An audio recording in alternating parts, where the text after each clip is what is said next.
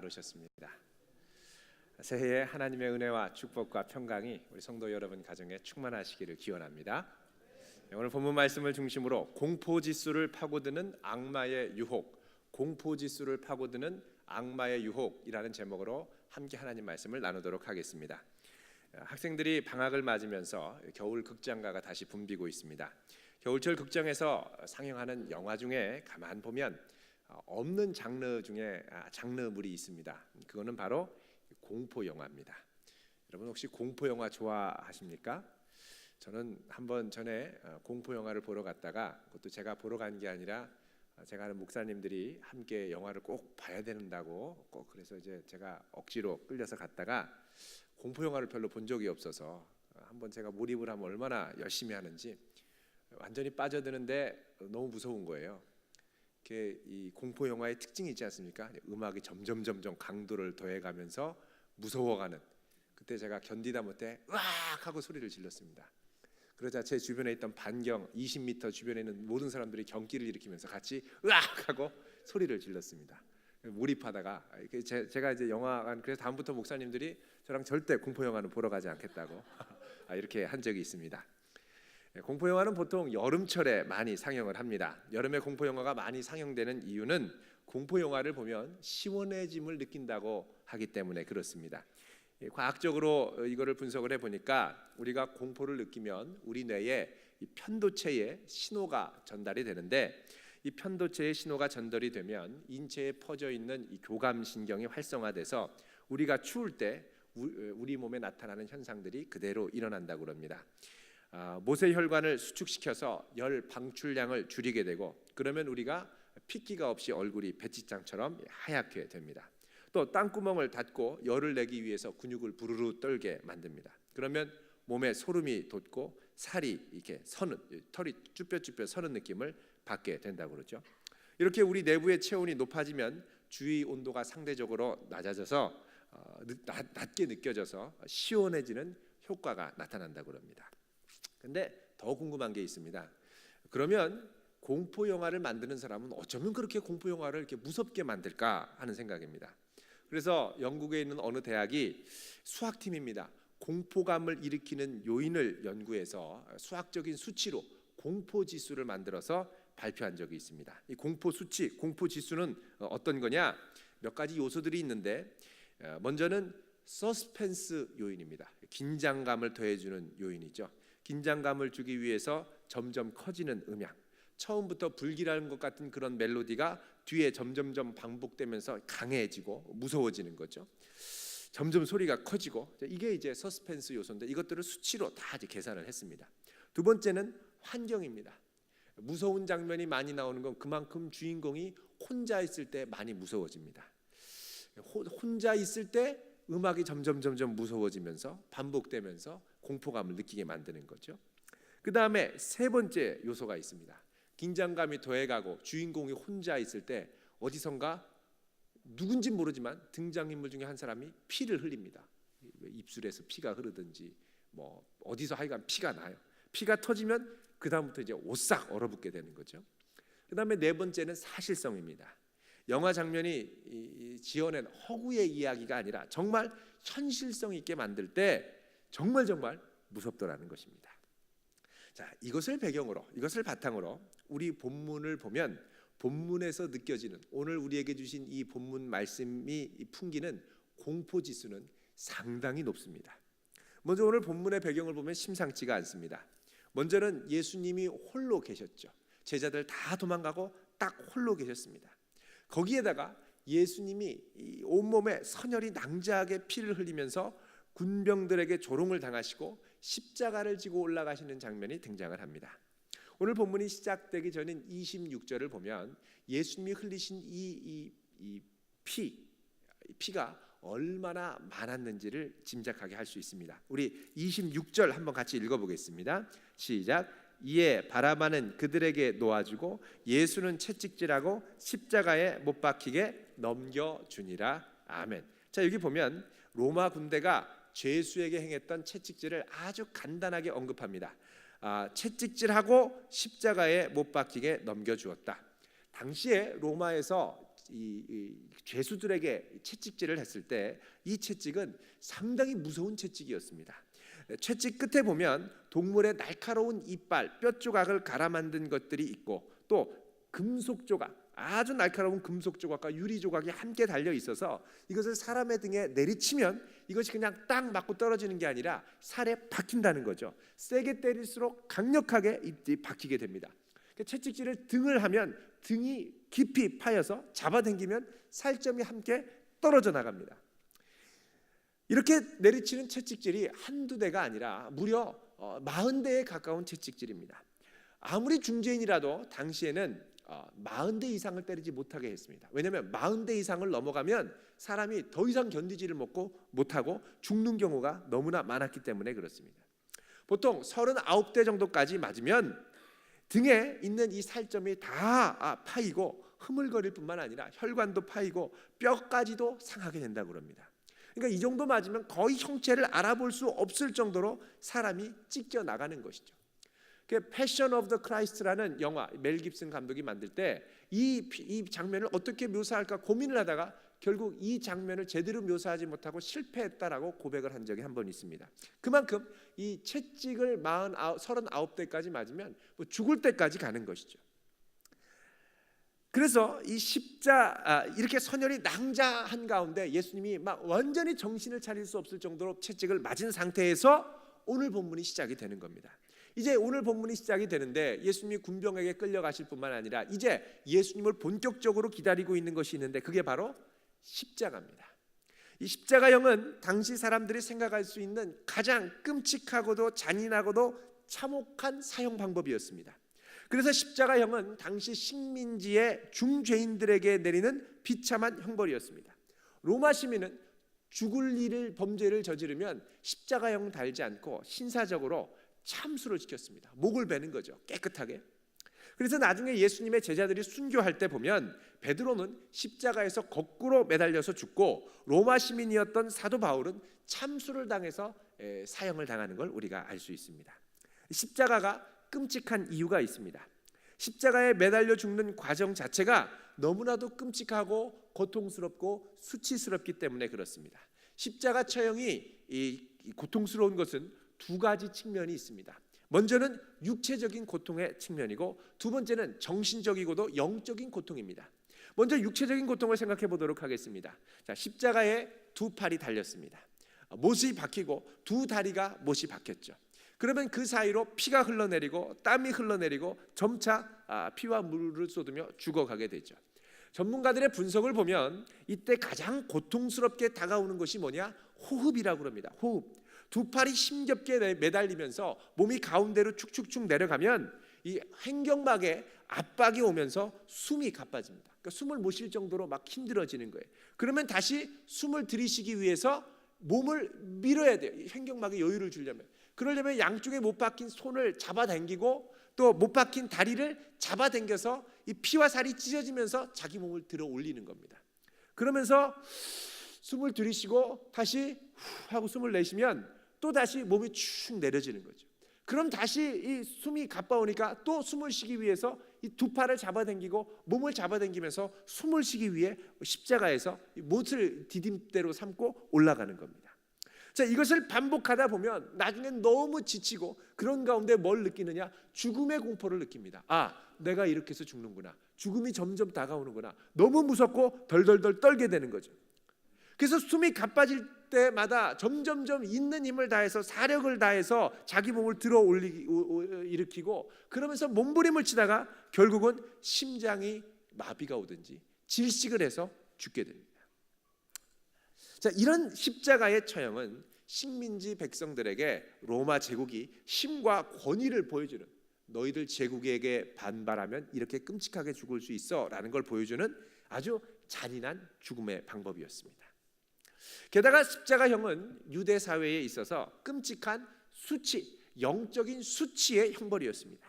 신명기 21장 23절에 보면 나무에 매달린 자는 죽은 자, 아니 저주받은 자라고 선언을 하죠. 대제사장과 유대의 장로들이 예수님을 십자가에 못 박으라고 그렇게 집요하게 요구했던 이유가 있습니다. 그거는 뭐냐? 예수님이 정치적인 또 사법적인 형벌을 받아야 되기도 했지만 더 중요한 건 뭐냐? 영적인 종교적인 형벌을 가해서 백성들의 기억에서 예수님을 충격적으로 지울 수 있는 방법이 바로 십자가였기 때문에 그렇습니다. 십자가에 매달린 예수님은 하나님의 저주받은 자로 비참하게 생을 마감하는 것을 보여주기 때문에 메시아라고 백성들이 칭송하는 이 예수님을 십자가에 못 박아 죽이면 이 제자들이, 예수님을 따라다녔던 사람들이 충격을 받는 겁니다. 우리는 그를 하나님의 아들인 줄 알았는데 결국은 하나님의 저주받은 자였구나. 그래서 예수님에게 완전히 돌아설 수 있는 거예요. 메시아에게 확실히 등질 수 있는 방법, 바로 십자가 처형이었던 겁니다.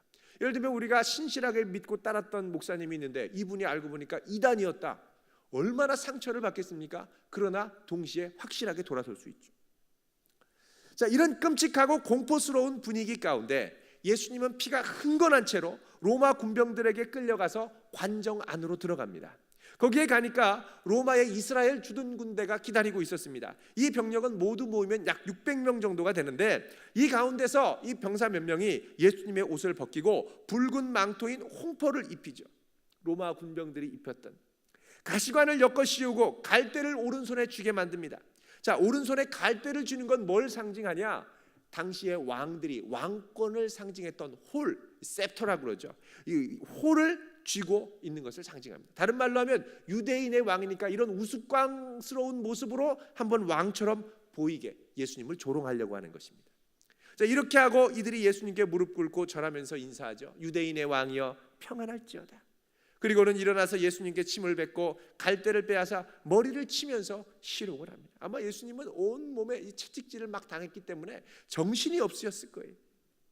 자, 이런 분위기 가운데, 끔찍한 분위기 가운데 이 공포 분위기를 한층 더 고조시키는 아주 중요한 음향 효과가 있습니다.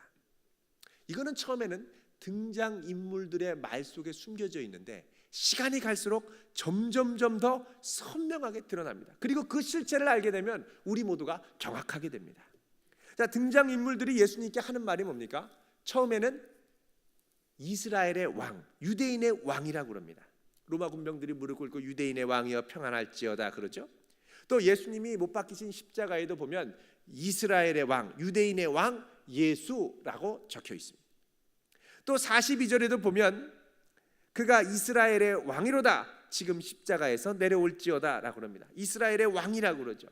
자, 이것은 예수님이 이스라엘의 메시아임을 나타내는 말입니다. 그런데 이스라엘의 왕이라는 말은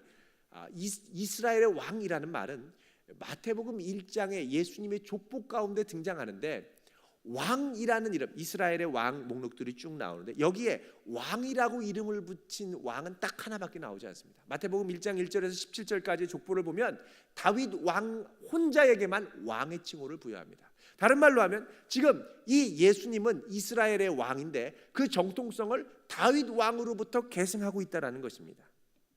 자, 이렇게 다윗 왕, 진정한 다윗의 후손으로 이제 십자가를 지는데 동시에 이 칭호와 함께 붙여지는 칭호가 있습니다. 그게 뭐냐? 바로 하나님의 아들이라는 칭호입니다. 40절 우리 같이 한번 읽어보겠습니다. 시작. 이르되 성전을 헐고 사흘에 짓는 자여 내가 만일 하나님의 아들이어든 자기를 구원하고 십자가에서 내려오라 하며. 자, 이 말을 하자 함께 있던 대제사장들과 서기관들과 장로들 또 이스라엘의 모든 리더십들이 한 목소리로 외칩니다. 뭐라고 그러냐면 42절에 그가 남은 구원하였으되 자기는 구원할 수 없도다. 그러면서 하는 말이 지금 십자가에서 내려와라. 지금 십자가에서 내려오라고 계속 그러죠. 그러면 우리가 믿겠노라. 그러면서 44절에 그가 하나님을 신뢰하니 하나님이 원하시면 이제 그를 구원하실지라. 그러면서 그의 말이 나는 뭐요? 하나님의 아들이라 하였도다. 어이, 저 십자가에 진 예수 하나님의 아들이라고 그런다며. 당신이 하나님의 아들이라며. 그럼 내려와봐. 지금 계속 이러는 거예요. 이렇게 얘기를 하고 났더니 3세판이라고 그러죠. 세 번째는 44절에 같이 읽어보겠습니다. 시작. 함께 십자가에 못 박힌 강도들도 이와 같이 욕하더라. 자, 이와 같이 욕했다는 건 뭐냐? 아니, 당신이 하나님의 아들이라며 십자가에 내려와봐, 이 얘기입니다. 자, 처음에는 십자가 안에서 지나가던 사람들이 머리를 절레절레 흔들면서 얘기합니다. 아니 하나님의 아들이라며 내려와봐 십자가에서. 그러자 조금 지나니까 그 밑에 있던 대제사장들과 이스라엘의 리더십들이 동일하게 외칩니다. 어이 십자가에서 내려와봐 하나님의 아들이라며. 그러더니 이번에는 좌우에 못 박힌 강도들이 예수님을 향해서 욕설을 쏟아부으면서 얘기합니다. 어이 하나님의 아들, 하나님의 아들이라며 십자가에서 내려와봐. 지금 연달아 3번을 계속해서 예수님에게 조롱을 쏟아붓습니다. 여러분 이 장면을 보면 우리 참 어떤 느낌이 드시는지 모르겠습니다. 근데 저는 오싹합니다. 왜냐하면 이게 이제 일종의 음향 효과인데 이 음향 효과가 여기서부터 시작된 게 아니라 그 전부터 은밀하게 진행되어 왔기 때문에 그렇습니다. 예를 들면 26장 63절에 대제사장이 예수님을 향해서 물어보죠. 내가 하나님의 아들인지 말해봐. 그 배후에는 뭐가 있느냐? 너 말하면 십자가에 못 박을 거야 라는 말이 있습니다. 그런데 이 말의 근원, 원조, 오리지널은 대제사장이 아니라는 거예요. 대제사장보다 훨씬 더 흉악하고 악독하고 잔인한 마귀로부터 온 말이라는 것입니다. 사탄으로부터 온 거예요. 무슨 말이냐? 여러분 마태복음 4장에 가면 예수님이 처음 광야에 가서 40일 동안 금식한 다음에 마귀가 찾아와서 시험을 하는 장면이 있습니다. 마태복음 4장 보겠습니다. 4장 2절에 보면 40일을 밤낮으로 금식한 후에 배고픈 상태에서 3절에 시험하는 자 마귀가 와서 예수님께 나와서 말하는데 뭐라 그러냐? 우리 3절 읽어보겠습니다. 시작. 시험하는 자가 예수께 나와서 이르되 내가 만일 하나님의 아들이거든 명하여 이 돌들로 떡덩이가 되게 하라. 여러분 지금 내가 만약에 하나님의 아들이거든 이 말은 옛날에 마귀가 처음 예수님의 사역을 무너뜨리기 위해서 처음 와가지고 은밀하게 속삭였던 유혹입니다. 예수님이 이 얘기를 듣고 물러가라 사람이 떡으로만 살 게 아니라 하나님의 말씀으로 산다 하고 물리치니까 마귀가 또 물러가는 듯 하다가 또 은밀하게 다가와서 속삭여요. 뭐라 그러냐? 6절입니다. 예수님을 성전 꼭대기로 데리고 산 다음에 뭐라 그러냐면 6절에 보면 내가 만일 하나님의 아들이거든 뛰어내리라 라고 그럽니다. 왜요? 뛰어내리면 하나님의 천사들이 능력으로 그를 붙들어주고 구해줄 수 있기 때문에. 자, 여러분 지금 마귀가 예수님을 가장 뒤흔드는 무기가 여기 공개됩니다. 여태까지는 주변에 있는 사람들이 하는 줄 알았어요. 근데 가만히 그 근원을 따지고 들어가 보니까 지금 대제사장과 유대인들 배후에 역사하는 악한 사단의 세력이 자기의 목소리를 사람을 통하여 지금 이야기하고 있는 거예요.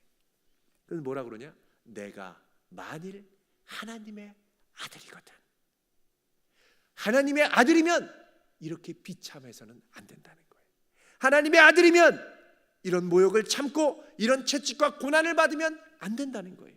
하나님의 아들이면 십자가에 내려오는 기적을 보여줘서 자기를 조롱하는 사람들의 코를 납작하게 해줘야 된다는 거예요.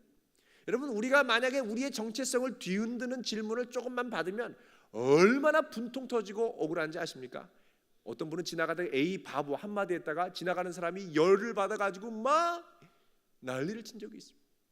우리 같으면 십자가에 못 박혔는데 지나가는 사람들 야 네가 하나님의 아들이라며 뛰어내려와봐. 여러분 모든 능력과 권세가 있으면 그 말 듣고 가만히 있겠습니까?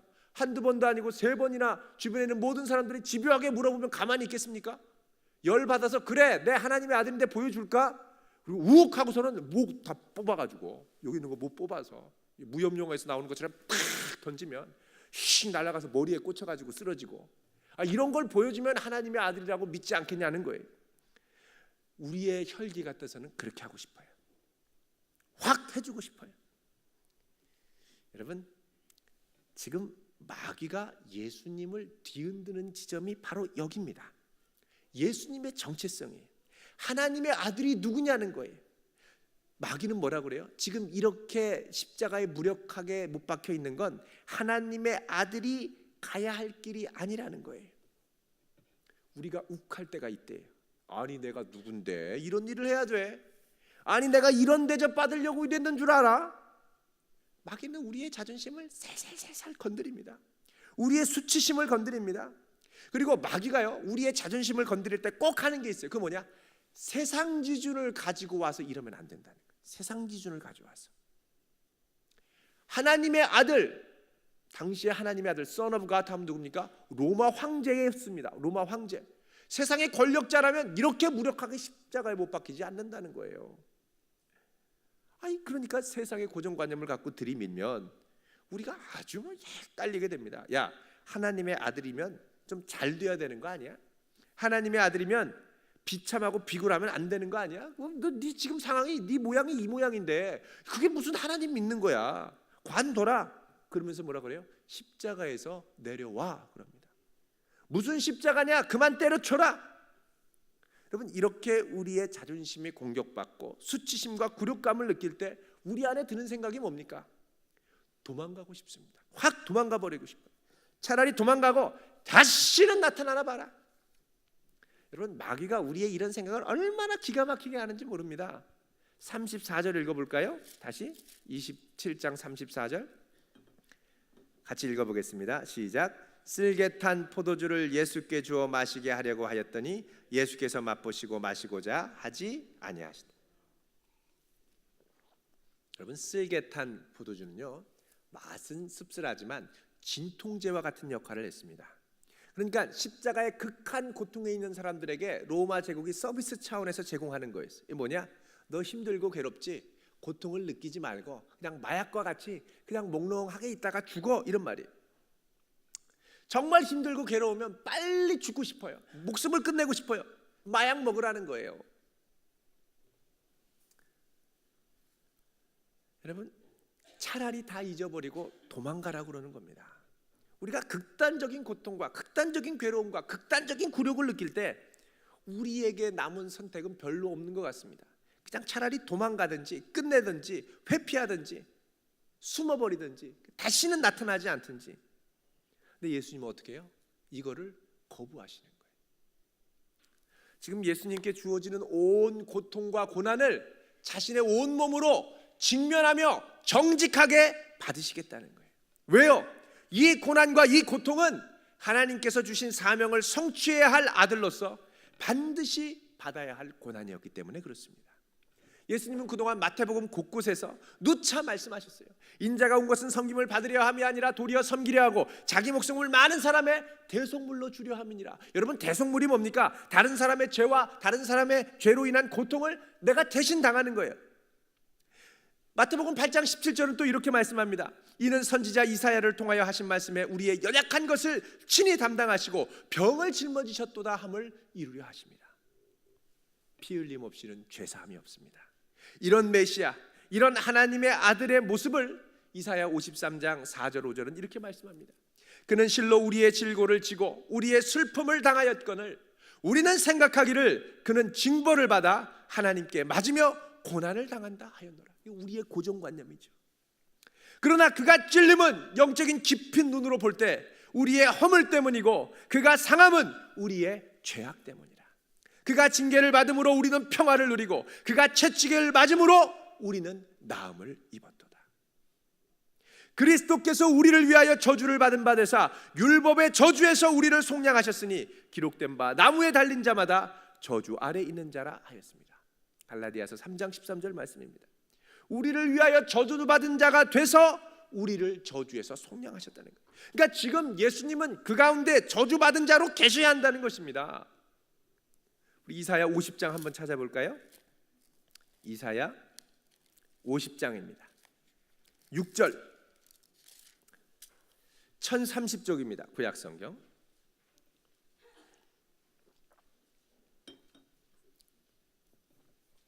(50장 6절) 같이 읽어보겠습니다. 시작.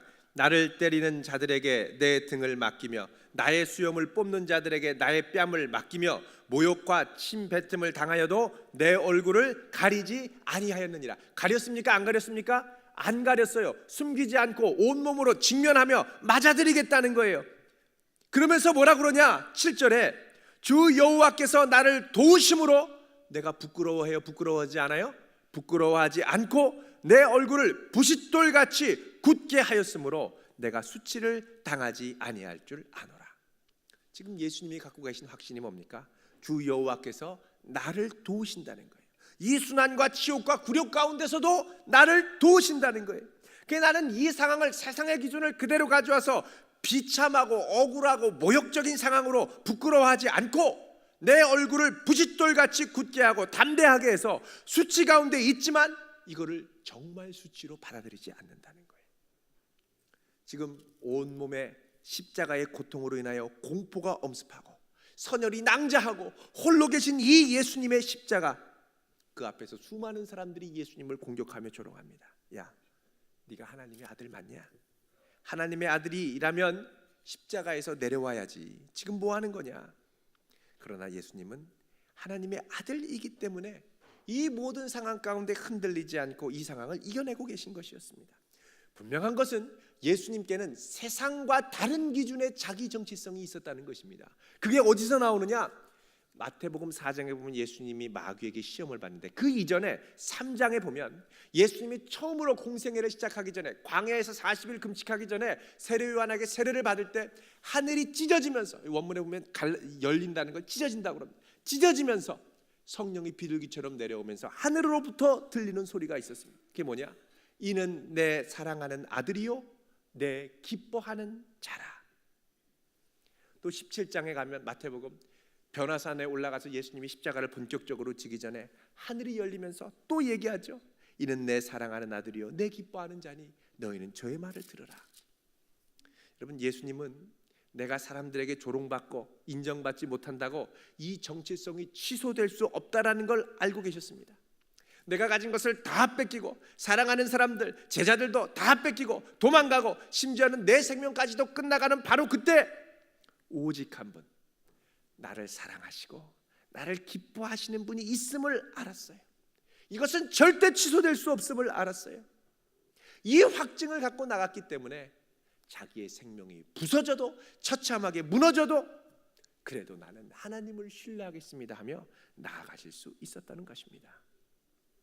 여러분, 우리가 힘들 때가 있어요. 때로는 자존심이 무너지고 부끄럽고 쥐구멍이라도 도망가고 싶고 사람들을 만나고 싶지 않을 때가 있어요. 이때 우리에게 치명적인 아킬레스건이 뭔지 압니까? 사람의 기준을 들이대는 겁니다. 마귀는 사람의 기준을 가지고 와서 툭 건드려. 야, 너 지금 이러고도 이게 사는 거냐? 이러고도 네가 네 크리스찬이라고 그러냐? 이러고도 네가 성도냐? 이러고도 네가 믿음 생활 한다 그러냐? 이러고도 네가 하나님의 자녀냐? 툭 건들면요 속에서 우욱하고 그냥 나가 떨어지는 거예요. 십자가에서 내려오게 돼요. 십자가 집어 던지고 싶어요. 마귀가 우리에게 속삭일 때 우리처럼 불쌍한 사람이 없거든요. 그럴 때 우리를 사랑하는 자녀요, 기뻐하는 자녀로 부르시는 하나님의 음성에 귀 기울이시기를 바랍니다. 물론 부끄러워요. 물론 지금이 힘들어요. 그러나 여기서 우리를 뒤흔드는 부끄럽고 수치스럽고 공포스러운 이 상황을 파고드는 악마의 유혹에 넘어가면 안 됩니다. 마귀는 얼마나 집요한지 그 순간까지도 예수님으로 하여금 정체성을 흔들어서 십자가에서 죽어가는 그 순간까지도 십자가를 포기하라고 그러는 거예요. 여러분, 끝까지 거의 다 왔는데 십자가 포기하면 얼마나 억울합니까? 거의 다 믿음의 승리를 붙들고 왔는데 여기서 도저히 못 견딘다 그러고 다 때려치고 나가면 얼마나 억울합니까? 하나님의 뜻이 거의 다 이루어졌는데 그 나의 알량한 자존심으로 무너지는 거예요. 주여 나를 불쌍히 여기시고 끝까지 주의 십자가로 붙들고 그 십자가 붙들고 나아가게 하옵소서. 결단하며 나아가는 귀한 성도 되시길 주님의 이름으로 축원드립니다.